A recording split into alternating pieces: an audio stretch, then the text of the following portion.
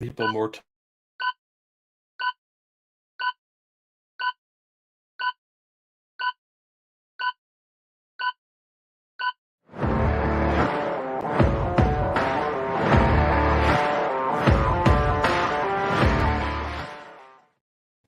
Hey, welcome to Prepper Talk Radio live.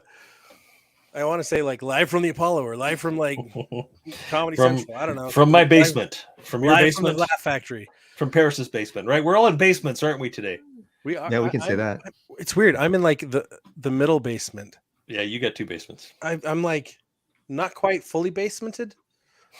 I'm not, if I walk out, I'll fall down a flight of Closest thing I get to a bunker right here. Right. What would be awesome? All right, what would be the coolest ready living scenario in your opinion? What would be the coolest way to live? Okay, ready living, kind of like you're talking about, like homesteading. Well, some people it's like they got a homestead, right? I like the idea of homesteading. I'm not 100% there, right? Same here, same. But like this would be my like super ideal. I'm just on the outskirts of a 3,000 to 5,000 population town. Mm-hmm. I'm not near a major metropolis. I'm a couple hours away from an major airport. I've got 15 to 20 acres. I've got 5 to 10 alpaca. I've got a greenhouse that is year round, not outside greenhouse, a fully enclosed, airtight, watertight greenhouse, inspired by this guy, Dan, I talked to a couple years ago. He came to PrepperCon a few times, and he had an entire grow house inside of a building. It was one of the most technologically phenomenal little setups, and the whole thing was all low voltage. But he had grow beds of water and just tons of vegetables growing off of those. Mm-hmm. And I would love to have that, but more importantly, I would love to have fruit trees inside. And be able to just have all these fruit trees and just, have some outside too, but like have some inside. Oh man, he had some of the best basil I've ever had. And I went home and made some of the, I made almost a half a gallon of pesto, and we had pesto everything for the next few weeks. Like it was so good. Well, see, I'm on the same page as like that. Yeah, I'm on the same page as you, Scott. That's I'm not completely sold on the homestead setup because I have a lot to learn about animals. I mean, I really do. I'm not one to kill a chicken, pluck a chicken. I can do fish. I still have a bit of a hard time with fish. I just don't. My dad we always went hunting with my dad or watched them dress a deer. Could not do it. And I'm still that way. And so I've got my little acre, and I'll have the greenhouse up this spring. So I'm nice on the same path that you're thinking. I'd like to have a fruit tree in there. I'd have to be there to keep it heated during the winter because it gets a little too cold for the climate there, even inside the greenhouse. But yeah, I think at least I'm surrounded by thousands of acres near Forest Service boundaries, near tribal land. About 5 miles away from a town of 2,000. Mm-hmm. So yeah, I think I'm on the exact same page as you, Scott. Other than I would like more acreage. Do I need it right now? No, I don't really need it. That's the thing is like, how much can you really manage, and do you have enough water to be able to manage a larger piece? And the equipment, right? And the equipment, and that's one thing I realized really this weekend is I went out to my property and man, I was snowed in. I couldn't get in the gate. Wow. And as soon as I pulled up, I started digging out the gate because they wouldn't budge. I started digging by hand. My neighbor shows up with his tractor within 5 minutes of me showing up there. He just shows up, and I took some video. Awesome. I've got it posted. Maybe I'll share it. And he clears me out in like 5 minutes. So I realized I need a snowblower or something. So yeah, equipment wise, I mean, just the amount of earthwork that's needed to be done on my property for the septic and power lines. Everything. It's a lot of work. And we augured the holes for the fence posts. And the more acreage you have, the more equipment you really need to have. Are you gonna plant wheat? Are you gonna plant just alfalfa and you gotta cut it? or get with neighbors that have all the equipment and work together. So it's a lot to do. It's not like you can just jump right in and make things happen, but it's a process. So you better get started now. So Sounds like you need to go get yourself a Kubota tractor. oh, they're so stinking expensive, man. Their tractors are Okay, so go get expensive. a John Deere. They're even twice as much. Exactly, even more expensive. Right. Yeah. What you got to do is you got to find like a 1940s tractor from a farmer, because Well, those things never Yeah. like you can always fix them. Well, my neighbor next door, you know, when I introduced myself to him and we met, he said, you know what, the keys to the tractor are in the toolbox. Take it anytime you need. Yeah. So That's so cool. it was way cool. So I have not taken advantage of that yet, but And Whitted Outdoors or Whited Outdoors. I don't know why I keep saying Whitted. Maybe it is Whitted, but whited, yeah. Whited Outdoors. 1954 Super M tractor with a loader is my workhorse. Like that's exactly what you need. Like just get a loader on the front That's end. of a diesel, right? That's 1950s. diesel, isn't it? Oh, guys, every day, like I'm slowly in the process of replacing one of my vehicles, and so I'm like, do I want to get something newer? Do I want to get something older? And I keep going back to like 1980s Yeah. square body trucks, Carbureted something. carbureted, and I'm just like, I'm No, I'm leaning almost that way there. too. You know, the more I see the new vehicles coming out, the less I want them. They're so Mhm. fragile and so many electronics and so complicated.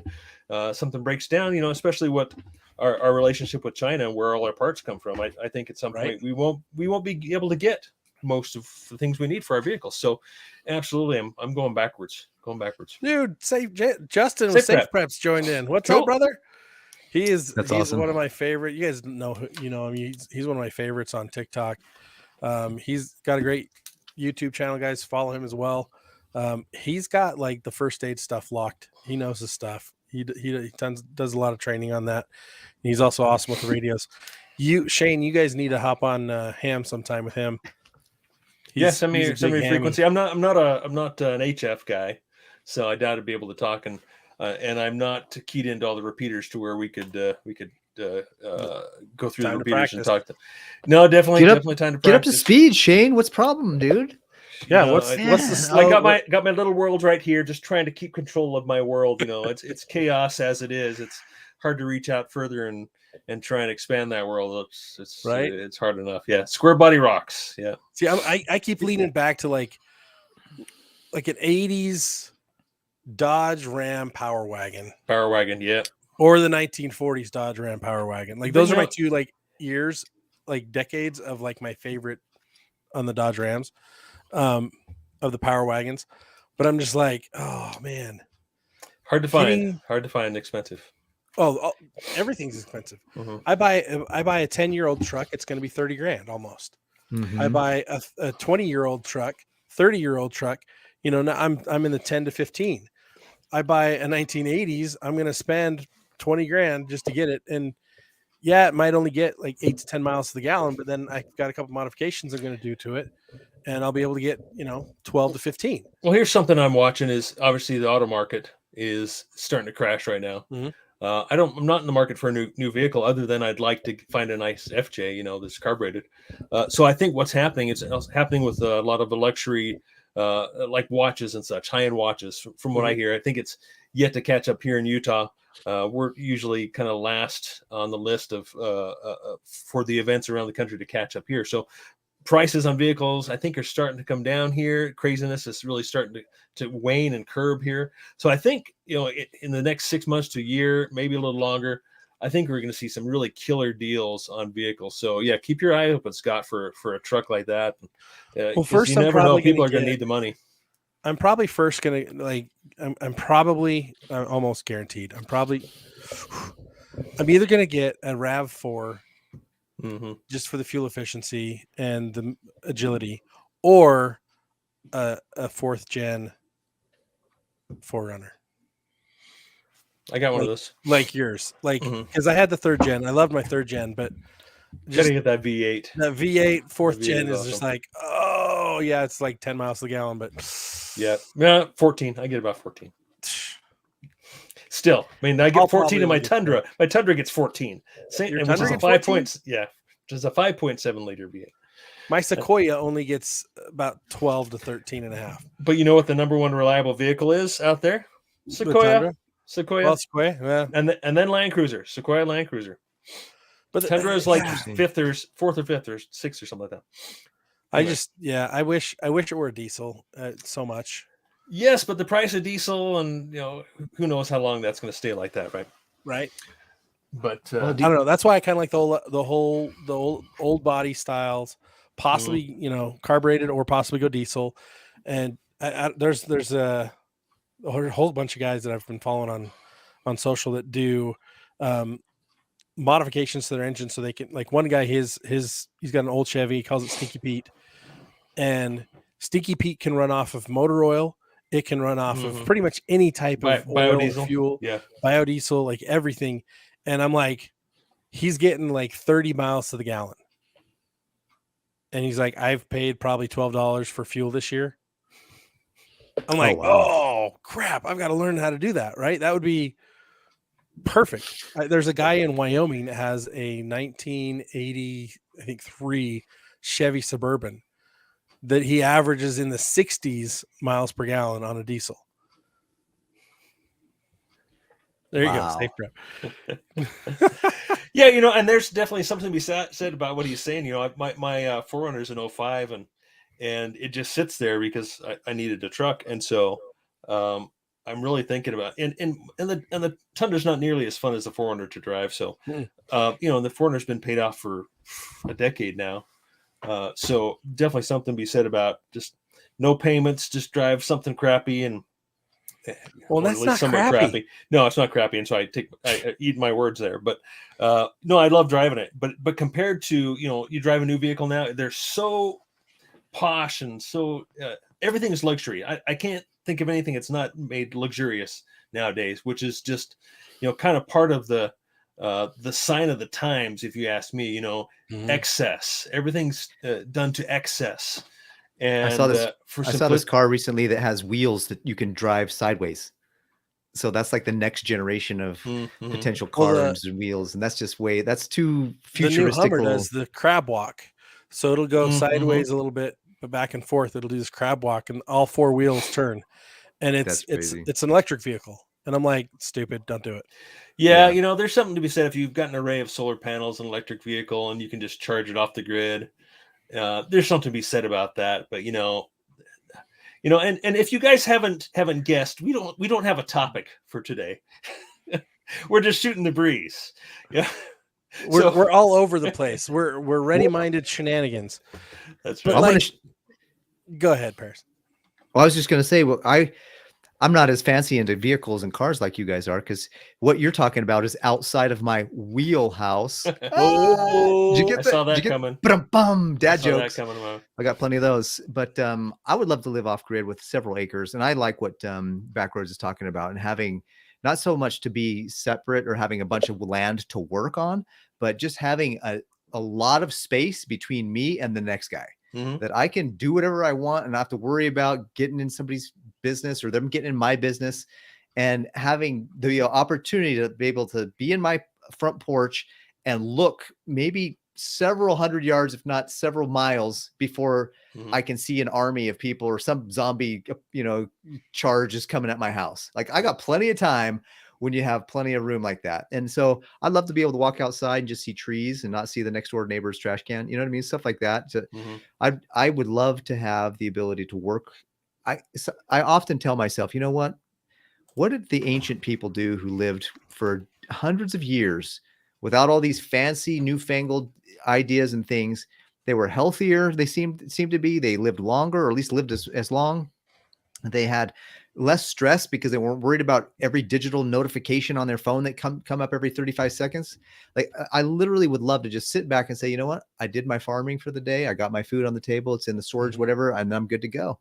That would be something that would be awesome. I don't have the skills for that. So if I was thrown into that today, I'd be like, a huge learning curve, or I'd starve, or I'd lose 20 pounds because I wouldn't know how to cook in the first little while. But I absolutely do. That's, I think, why we get along so well, is because I'd love to have that kind of that homestead / just have my own area where nobody can bug me. Yeah. And I think as long as you get to know your neighbors, and they've got acreage, you work together to plant and, and if they've got room for animals, you know, you just work together on that. You don't have to I own basically hundreds need of enough acres. space around me that if I wanted to, I could run around naked and no one will see me. That's That's there the you go. indicator. If I've got The that much ultimate land, grounding, the ultimate grounding experience there, right? if I've got that much land, I'm good. If Yeah. I want to go see my neighbors, I have to put some pants on, right? Like there's there's safety in that. And if my neighbors show up unannounced, they'll be like, "Oh, don't go over to Scott's house again." He doesn't want they'll know to. quick. Warning. It'll keep people away. If the marauders start showing up, like I'll be dangling my twig and berries out while picking them off with my rifle. Well, you know, we do have that nudist colony up near Camas, right? There Samac you up go. in that area. I'm not sure I want to be in a colony. I don't want to be with other people. No, that's true. Option.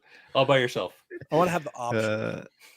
I think realistically though, like having land, having resources, you know, I drive around doing deliveries and stuff. Like I drive around and I go through older neighborhoods and like, man, someone needs to cut down those trees now so they can start drying and seasoning so you can use them next year. And I'm like, oh, that tree and all this, like these resources could be better taken care of and you could totally use this for prepping. Or like today I was out in an area called Tooele. It's you look at it to read it and it looks like it's Thule, yeah. but it's Tooele. And there's this little tiny lake. And I'm like, see, that'd be a great little resource to have as a prepper. Like I drive around and I see things. I'm like, oh, that's good to have. Oh, that's a bad place to live. Or like I was in Lehigh today and the lady I dropped this package off. She's like, I was like, you have a beautiful home here. And she's like, I thank you. It's sinking. I don't know what to do. And I'm like, yep. You built on an old lake. Like that's what happens. Like on this swampy land in Utah County is in Lehigh and it's sinking. Why?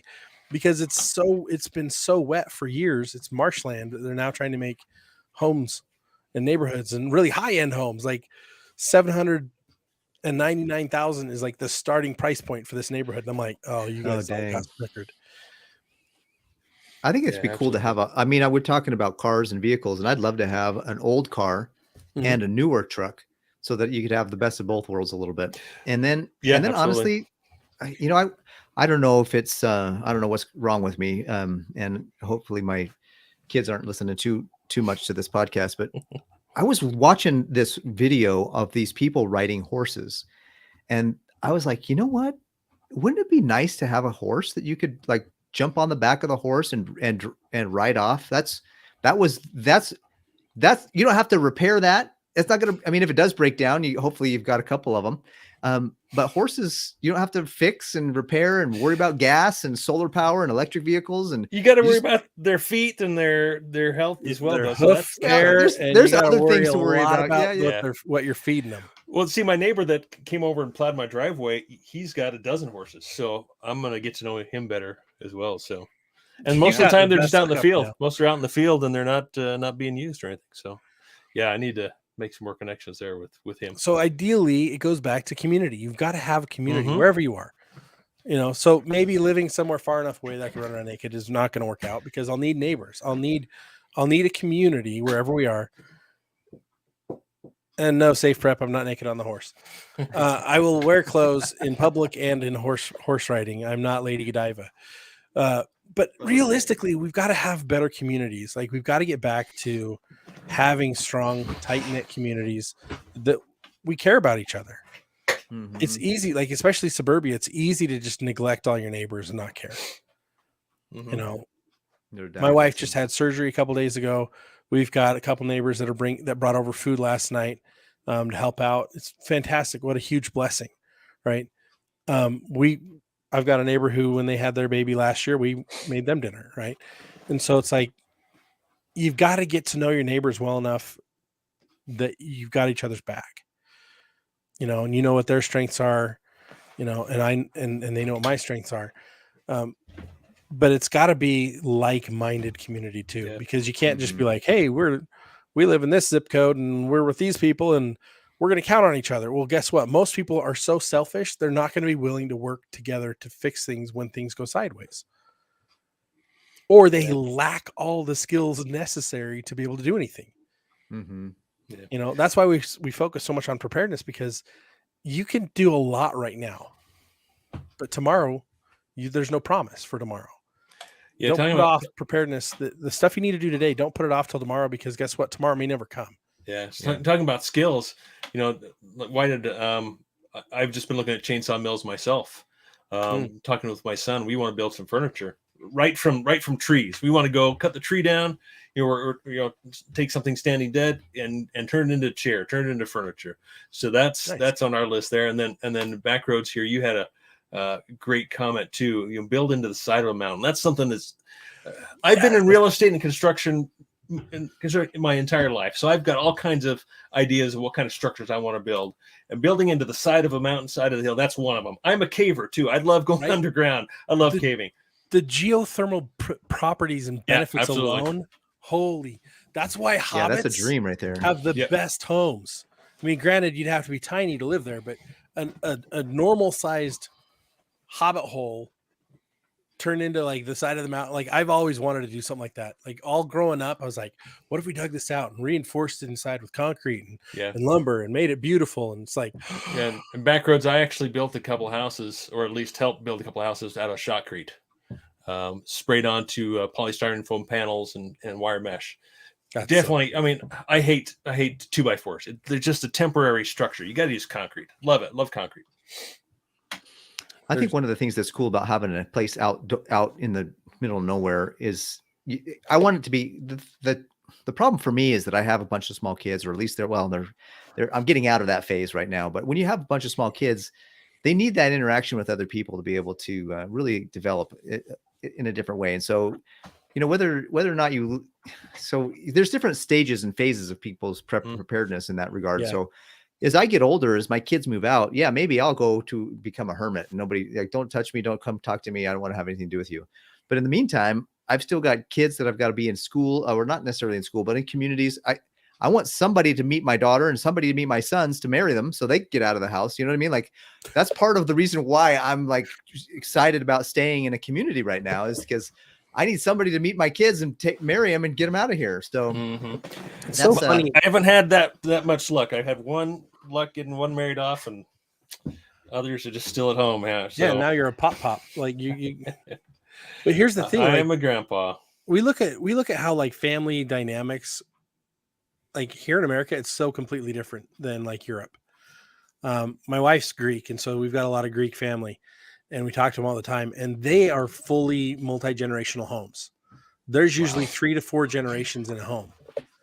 And they're like, the reason we do this, and we've always done this, is because it makes no sense for me to have a house and have to take care of that house, and grandma to have a different house, and me have to go help take care of grandma's house.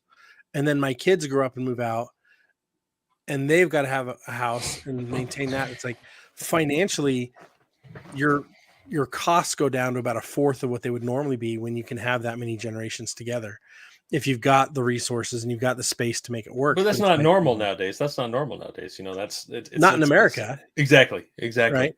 But it's becoming normalized again, especially like here in Utah. Out of necessity. Out of necessity. When I was a realtor full time, it was funny because it's like, well, we need a mother-in-law suite because our mom's going to be moving in.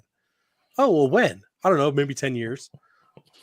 What are you going to do with it until then? Well, we'll rent it out. I'm like, oh, so you're looking for income. Like, there's different ways to do it. But if I could go live anywhere and have the proximity availability of like grandparents for the grandkids and maybe some cousins, but like maybe not necessarily have like one house for everybody, but maybe like a row of townhomes. So at least I've got some space. Yeah. Right? And I think along the same lines, like, quite a few comments here just on communities. A family is my preferred community, right? Mm-hmm. And so, I hear a lot of people talking about building a prepper community, or what's the term everybody likes to use? Yeah, guys, help me out. What is Militia? That term? Well, compound, utopia. Anyway, it'll come to me, but I can see so many problems with that. Obviously, being here in Utah, there's a lot of Mormons here in Utah, right? That's a great community. We like to grow those communities, and they're very tight. And we have a lot of time to vet those people, right? But going and building a group of preppers, that's very troublesome, problematic, if you ask me. So like a lot of these comments here. Let's see what else I'm reading here. Is Mike staying in the suburbs. Burbs aren't bad. I'm in the burbs. Let's see what else we got here. Garrett says tribe, right? 100% limited community. Absolutely. Yeah. Tribe, family, tribe. Well, I look at it this way. It's like you look at your community. When I say community, like I'm not talking like when I want to be near a city of like that's what 2,000 to 5,000, 2,000 to 5,000 people. That's not my community, right? That's my neighborhood. That's my city, stuff like that. My community is like the 5 other people that I can depend on. Yeah. And that's typically going to be family for the most part. Like I consider both of you family. I look at my brother, unfortunately, he's out of state. My sister, she's out of state. But my brother and my brother-in-law are the 2 like most badass guys I want in my group no matter what. One, because he's a freaking Army Ranger and an intelligence officer, and he knows freaking everything that I don't know. And the other one is my medic and rigging expert, and he's got like 12 chainsaws. So we're good on the chainsaws and furniture aspect. Like he's got his own lumber mill, portable mill at his house. And so it's like, I wish we were all close together so we could have that community, right? Yeah. Yeah. Because the other thing is like, if you've got livestock, like my dream of having alpacas, like they're a pretty hands-off livestock. But I'm like, if you have any other types of livestock, I mean, you've got to always take care of them. You can't really leave for vacation. You can't go anywhere. Yeah, that makes without having someone in your community, your inner circle. Let's just call it an inner circle. You need an inner circle so that you can actually have things taken care of while you're gone, right? And vice versa, so you can help somebody else out. So, like, if your buddy Bob, who's in your inner circle, breaks his leg and can't take care of his property, he can call his inner circle and you can be like, oh dude, I got my tractor now, I'll come over and clear your driveway, right? You can help each other out. That's small, that inner circle that matters most to me. And it's important to have a certain set of skills in every area of prepping. For example, basic first aid, maybe a little bit more than that, knowing how to do ham radios, maybe knowing how to do gardening and foraging and things of that nature. But then if you have somebody that's actually going to say, look, if you have a good community of people that you trust, you can say, look, why don't you learn a little bit more about the medical stuff? I'll learn a little bit more about herbology. I'll learn a little bit more about gardening. I'll learn a little bit more. And then we can all kind of come together. Not necessarily, I think it's important to still be well-rounded, but also have some people with certain strengths that are going to help provide that particular value to the community. I think that's really critical and important. Absolutely. Well, it's like one of my neighbors across the street, emergency room nurse, but she has like almost no first aid stuff at her house. Wow. And I have crap tons of first aid stuff, and she knows how to use it all. And I'm like, if something goes sideways in the neighborhood, like she actually created her kitchen so it's a triage center, so she can actually use her island's designed to be where you can put a body and work on a body. Wow. So she's like, I can do minor surgery on my table. She's phenomenal. I also have 2 doctors in the ward in my neighborhood. But my favorites, I'll be honest, I've got 3 ex-military. One's a doctor, a former Marine doctor. One's ex-military who's also been SWAT, and now he's a lead investigator for the police department down south. And then the other one is ex-military, and he's a long-range shooting expert. And so he's always like, hey, you want to go do the 1,000-yard challenge this week? And I'm like, I wish I had time. He keeps inviting me every year, like, hey, you want to do the classes? He'll do the classes with me and he'll teach me how. And I'm like, I got to take him up on it. But it's like, those are some of the skills that I'm like, dude, and these guys are the ones that I talk to about. It's like having those people in, not necessarily my inner circle, but like my next radius of circle of my community. It's nice to have, because then there is some safety aspect in my neighborhood where I live currently. But it's like, before I knew those guys, I was like, what am I doing here? This is so funny. I think Utah Mike's got a great point. Dentists would be highly needed too. So certain, even in the medical work field, you got to break it down. And Kevin, I thought I had a group. We met weekly, but it turned into drinking and BSing instead of planning and training. So I'm starting over. That's right? Awesome, dude. There's so many people that cool. Like, well, it's funny because like, what are those groups? Mags, Zert? you're talking about? Oh, What? Zert? Yeah. Yeah, Meetups or The zombie and response team or zombie something. outreach Yeah. teams, and like, Yeah, and all they do they're is they kind of a they go joke. drinking and shooting, and it's like, yeah, you're working on two good skills to have, but like, what good are you? Most of them are so fat and out of shape. Like, what are they going to do anyways? Yeah, that's Yep. important because you got to have skill sets. You got to know and understand what's going on. You got to take the time to really do that. And that's, I think one of the ways that you can start to, we've talked in other podcasts about how do you recognize somebody else that's kind of like-minded. And Shane, you've said a few things like, hey, did you hear about this? Or did you hear about that? Man, I sure would probably be a good idea to have some food storage on hand. And if they respond, and they're like, yeah, it probably would be a good idea to have some food storage, then that's somebody that I would pursue potentially. But if they're like, yeah, whatever, food storage, whatever, then you're like, nah, that guy's probably not going to be. So there's little things you can drop, little bread crumbs, if you will, drop a little hook in the line and see if they bite. And if they bite, reel them in a little bit. If they stay on the hook, then you got somebody that can be a part of your community. If they glaze over, then you know exactly. Walk away. Like I met, we've had him on the show, Todd Nielsen, who's a BPMF and his training center for his tactical stuff. And the first day I met him, I said, hey, what about this? And he's like, oh yeah, that for sure. And then I said, well, what about that? And he's like, oh, totally, let's do it. And then 3 hours later, we were done with our conversation. And I was like, you're in my group, you're in my community. And he's like, and you're in mine. Like we're going to be together for many years as friends. And so there's just, you identify people like that. And I think you really know who you can count on when the crap hits the fan, and that, or when serious things start to come, you can go to. There's good people. My neighbors are good people, but I don't know if I can trust them like that yet, if that makes sense. So. Yeah. Backroads.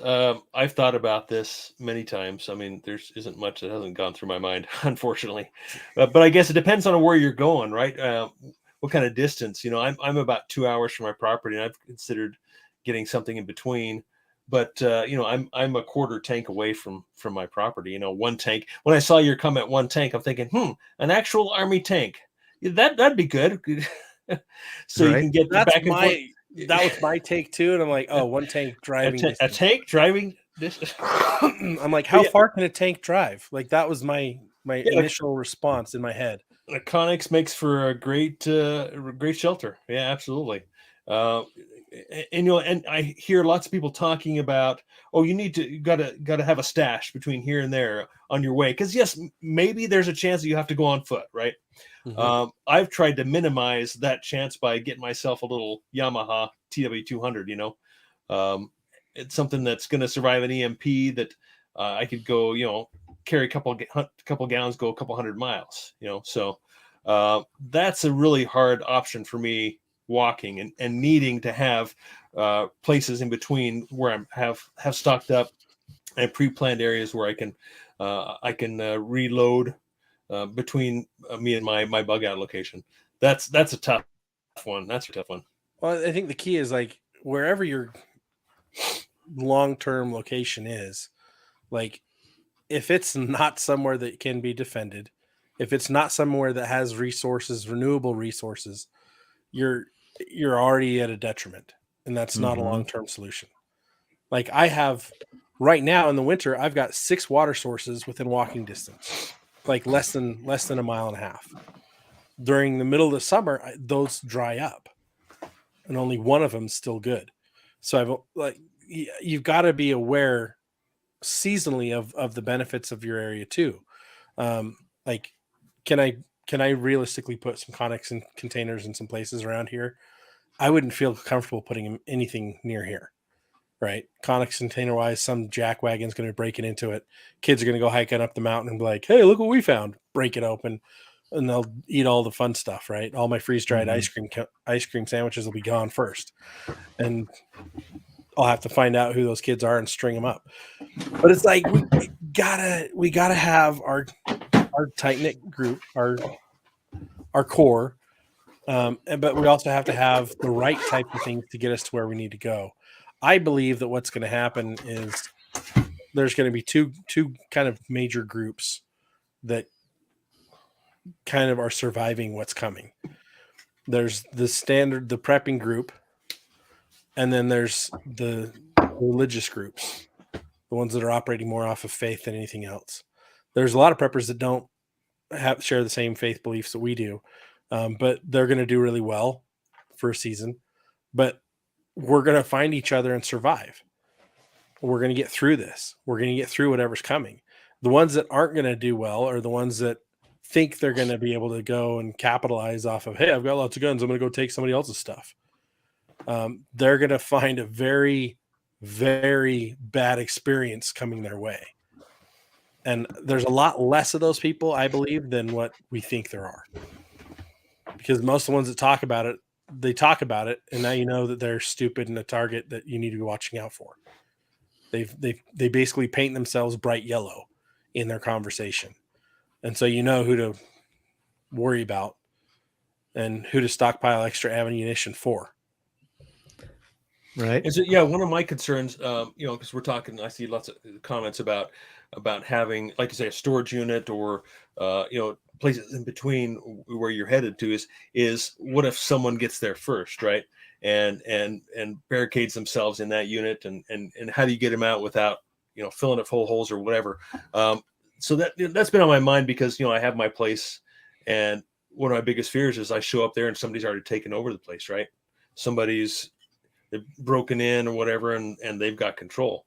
So here's just something to throw out. This is what part of my plan that I'm starting to develop and figure out how I'm going to use this. See what this is? You've seen this before? Is that a flashbang? It's a tear gas grenade. Oh, tear gas grenade. So nice. I'm working on the method of delivery into my Quonset to repel anyone who happened to get in there before I was able to get to my property if it hits the fan. I'm hoping to be there early, right? That's the plan, is be there Two early. ideas. A large, very large slingshot. Or if you do the right gauge pipe, you could use a potato gun. Well, what I'm trying to do is get my hands on a grenade launcher and actually smoke grenades. But I have not found a source other than that's not available. That's only available to law enforcement to buy T-shirt launchers, smoke grenades. Oh, there you go. That might work. Buy T-shirt launchers. That might work. Hit that. And here's another option: bear spray. There you go. Well. Yeah, have some non-lethal options there. That's really good. I like, so Backroads, on your comment here about having a storage unit, do you mean like one of those storage units where you would put your furniture and stuff like that? Is that what you're talking about? Or like having one of those containers that you those containers, you can buy a container now. Well, yeah, those are Connex. Those are what he's talking about, the Connex. Oh, and that's what he's talking about. I've seen that employed as well as just having a between here, like between here and where I go, just have a heavy a storage unit stocked with some things that I can stop in between on my way there. That's awesome. That's a really good idea. Yeah, it's additional costs. You got to just hang, and then there's always a chance of it getting broken into as well. So, no, that's really cool. Well, I like the idea of more quiet solutions as well, like Safe Prep 3/4 inch steel ball ammo for slingshot with large, with tube bands. It's funny because like I'm in a group that the guy, he's like talking about his home defense is his compound bow. And he goes, nobody can hear me coming. It's silence. Yeah. It's quiet. He's like, if there's two guys in my house, one of them's going to go, oh, I'm shot. What is this? There's something sticking out of my body. The other the second guy. I'm getting out of here. Mm-hmm. Right.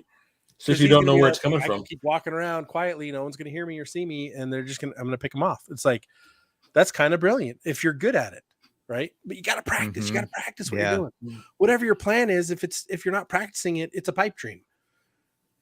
Yeah, I saw a comment here on Buried Connex, and then Mike has commented as well. From what I've seen, is Connexes need to be reinforced, otherwise it will collapse.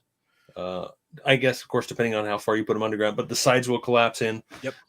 So you've got to shore that up with either concrete or rock or whatever to create a wall, and then concrete over the top. I mean, there's a lot of different ways I'm sure you could do it, but you can't just bury it because the problem with Connex is their strong points are the corners, all the corners, and there's so far, so much distance in between them. You can stack 80,000 pounds on top of them, and they're going to be fine. It's the walls themselves will bend in and out. And if you put Very weight flexible. directly against it, especially soil that's not compacted before, right, it's just going to break and fall in. Tim Ralston did a Connex container, buried it, and the problem was it filled with the walls bent in when there was a rainstorm, and it broke everything, and then the whole thing filled full of water. Oh, dang. So the dirt pushed the walls in, broke the walls, and then the water seeped in and filled the whole thing full of water. So unless it's extremely reinforced, it's not a good idea to bury them. So Scott, what is the name of that? The guys that sell those triple arms. Oh, what's it called? I know I've got some as well. I just don't have them handy. I'm just trying to remember the name. Fifth Ops. Oh yeah, Fifth Ops. There we go. We move that to there so you can see it. Yeah, Fifth Ops. There you go. FITH ops.com, ops.com. Okay. They have these awesome flashbangs. You can run these anywhere, and they come with blanks. Yeah, look at that. Yeah, like I got all kinds of stuff right here. That's awesome, dude. Check this out. So I've got Kevlar trip lines. Fifth Ops. Yeah, I got some in my kit as well. I've got their pepper blasts. So these are pepper spray shells. You got a lot, dude. I need to step up my game. Sounds like. Here's the trip line. So these are in my bucket that I take when we go camping. So you can set up a perimeter. Set up a perimeter. He calls it nice. the idiot deterrence system. Mm-hmm. But for some reason, I also have my my marine knife in there, and then I have this. I bet none of you have this in your prep. See, you got to understand, Scott being prepper con, he got a lot of free stuff. Well, maybe not free, but a lot of stuff. I got a lot of free stuff. A lot of free stuff and a lot of stuff that. Is that your gas mask? Look at that. Or is that that's a snorkel? It's a snorkel. That's a snorkel. Dude. That's all. Wear just that when you're running around your property in your acreage. For those of you who are just listening, you need to come and watch Scott put on a snorkel at I think we're at 42 minutes. And I got a mountain house right here ready to go when I'm hungry. I just pour some water in. Well, it's dinner time. Like prepping is so much fun. Like, especially if you think of the adventure side of life that can go with it, right? Like camping, hiking, backpacking. A lot of my wife wasn't into it, and then I got her into prepping, and now she's into it. Right? Like, it's phenomenal. Like you can have so much fun, and the skills and getting the kids engaged in activities around the world of prepping. It's phenomenal. So just kind of not to change subjects too much, but just to kind of talk to people about the next couple of weeks here as Prepper Talk, we want to start doing things like we just talked about the fifth ops. We want to start doing gear reviews. We want to start talking about some things that you guys want to know about if it's any good. We put in our Facebook group and we asked the question, like, what do you guys want to see on our YouTube channel, us doing gear reviews or talking about? And we've had some really good answers so far. Things like tarp shelters, water purification, organizing your preps, solder. My uncle put on there throwing axes. So I might actually go and meet with my uncle and have him throw some axes, and we interview and talk about throwing axes. But not always a good idea to throw the weapon you need to defend yourself with, right? So just saying. Yeah, and honestly, tomahawks are better. A couple of tomahawks, that's a way better option than a throwing axe. Throwing axes are heavier. They're more lumber. Like, it's just you're talking about like where you go for fun and pay to throw axes. It's a fun skill, and it's the same. Like, once you learn the rotation with the tomahawk, like I was splitting aces when I was 14 with tomahawks at Mountain Man Rendezvous. It's so much fun, and they're lighter weight. They're easier to pack. They're just That's a good weapon. It's a great weapon, and a great weapon you can keep in your hands. But you can pack two of them. Actually, you can probably pack four of them for the same weight as one throwing axe. One of the big axes. Wow. That's the difference. That's awesome. Just go watch The Patriot. You'll learn how to use one of those things, right? There you go. So if anybody has any ideas about things that they want to, I mean, we got a long list of things that we can talk about and gear review and show up with. And so we're going to start doing some of that stuff individually as the three of us are going to break off and do a video here and there on a different gears or different items or our take on certain things. And so if you want to see something, put it in the comments. Let us know what are the things you'd like to have us kind of review and go over. And if you have a specialty in something and you want us to interview you, let us, come on. We'd love to have you on and tell us about your specialty. Like, what are you doing? What are you good at? If you want to come on and tell your story, I think, tomorrow, Scott and Shane and I are going to get together and have some lunch and do some business planning. But one of the things that I think would be fun to have people tell their story. Like, you're a prepper, you've been doing this for a while. As you listen to us, like, let's tell your story. What's your story in the prepper world, and maybe do a video on that for some of our listeners who are brave enough to get crazy enough to come on and do something like that. So anyways, that's my last comment. And so I just, I think that's a good idea. So deal. Preparedness guy, we'll have you on.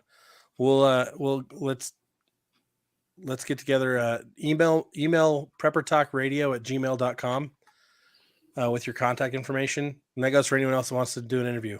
Email preppertalkradio@gmail.com and get your info in there. We'll coordinate and we'll get you on. Safe Prep, we got to get you on here soon too. We've been wanting to do that for a while. So guys, this is what we love. Like, we love helping people prep. Utah Mike, not me, Gray Man only. Like, we expose everything we do prep wise. Well, not everything, a lot of what we do prep, so that we can help people who don't know where to start get going. We're crazy that way, mostly because we feel like it's kind of our mission in life is to help people get better prepared. So as Paris said, let us know what you want more of. Let us know if you want specific types of tutorials or product reviews. I'll be putting together some of those this next week and dropping those on our YouTube. So make sure you're following our YouTube. Make sure you're liking it. You're subscribing it.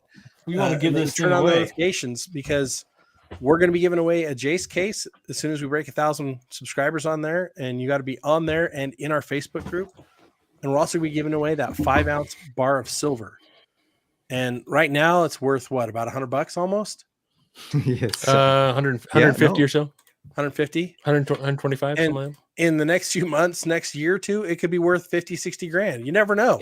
With the economy the way it is, that could be your homestead that you're looking for, guys. My goal, my shot, so you guys know, 10 grand US dollars. But who knows what a dollar will buy at that time, right? Maybe it cost $20 for a loaf of bread, but that's going to 10 grand if you ask me.